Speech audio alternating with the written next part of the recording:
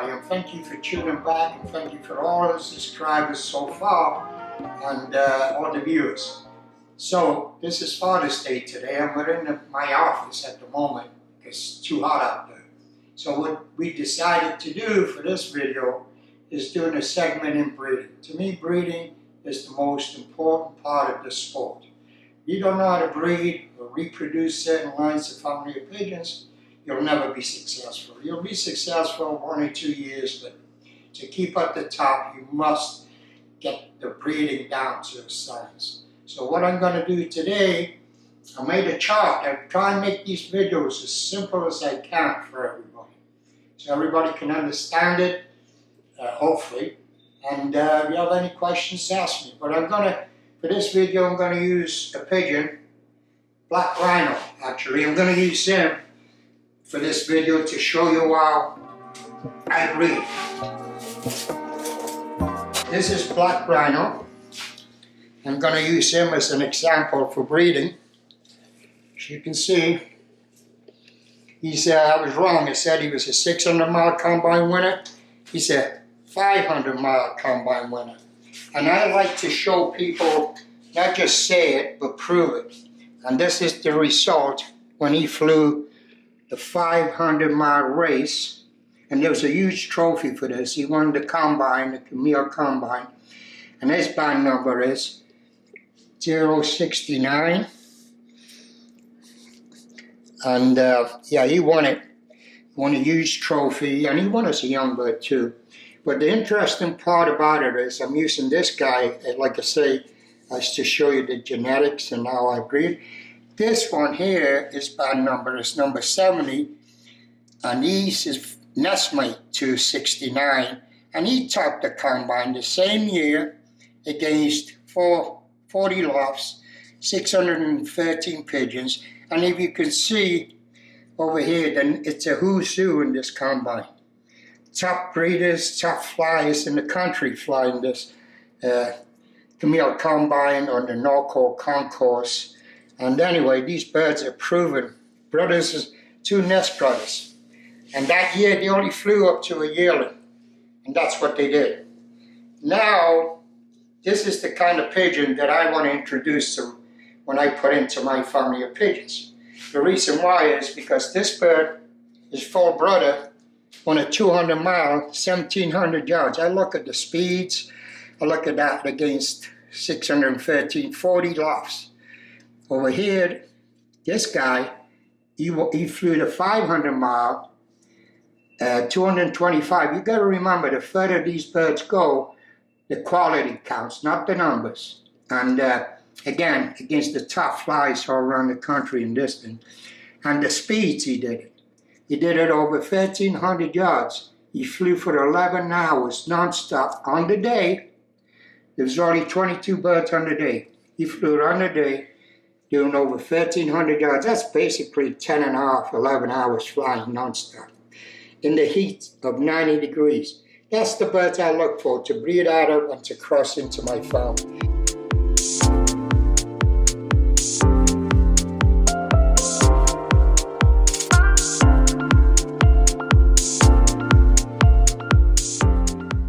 If I want to reproduce this pigeon, Black Rhino, just say this is Black Rhino here.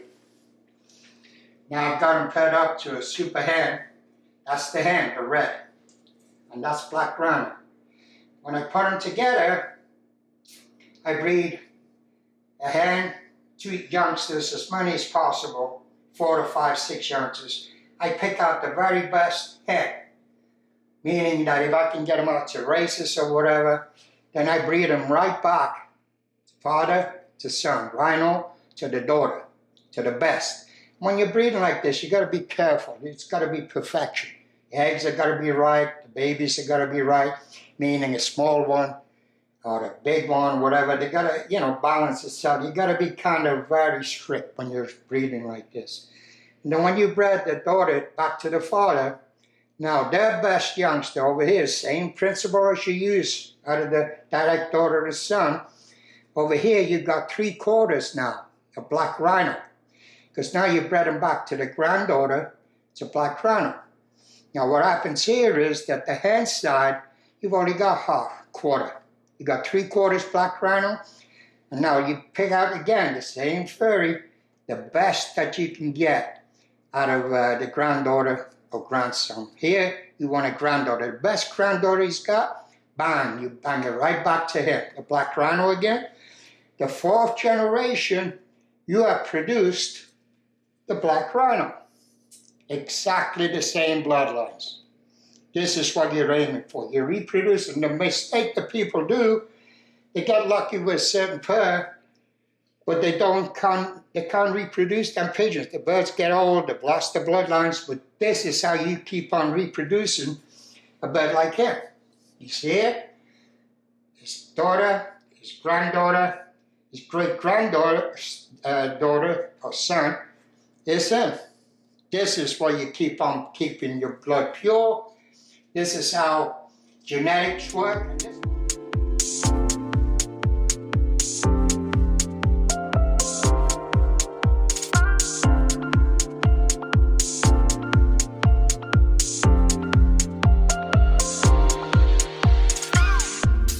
Again, this is the chart that I made up for you guys. I hope you can understand it. I try to make it very simple. And take a picture of it and study it. You don't have to breed the way I breed, but this is the way when you want to reproduce a certain champion. This is how you do it.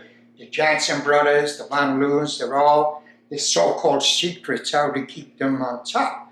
Now, the problem here is very, very important that I'm going to bring up. When you bred like this, you've got to bring in a cross every now and again. Now, the important thing is about a cross is that you've got to pick out the right cross to bring into this family. This is, say, a super family of winners, right? Now, what happens is you don't want to bring in we're concentrating on one loft races. That's what we're trying to do in the Montpellier family lofts. So what I try and do is, you try and pick out a pigeon. These one loft races are 300, 350 mile races. So you need to bring in a cross that can win from 300, 400, the further the better. But the key is the speeds.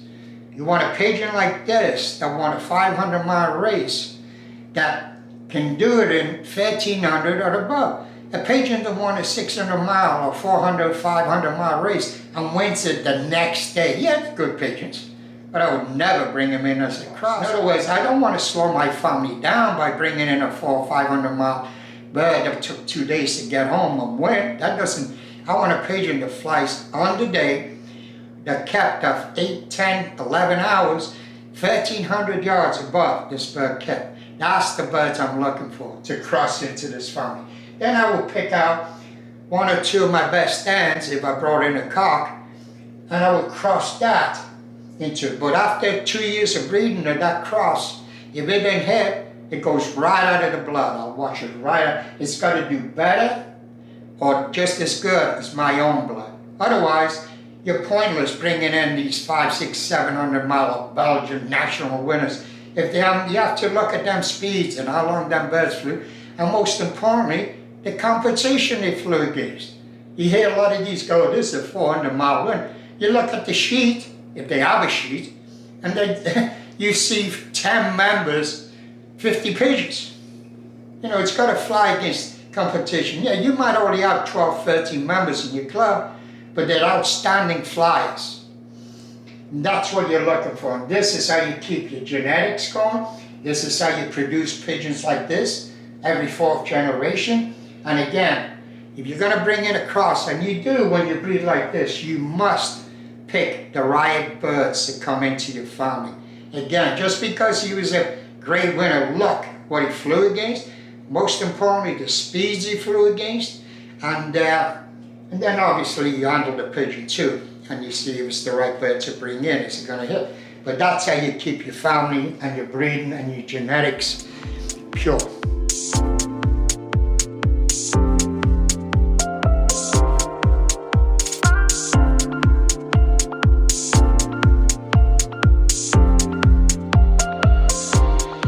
I'm here to educate everybody that tunes into our channel and wish him all the best of luck. And, hey, and another thing is, I like to thank my nan, Magallanes, who actually flew these birds for us.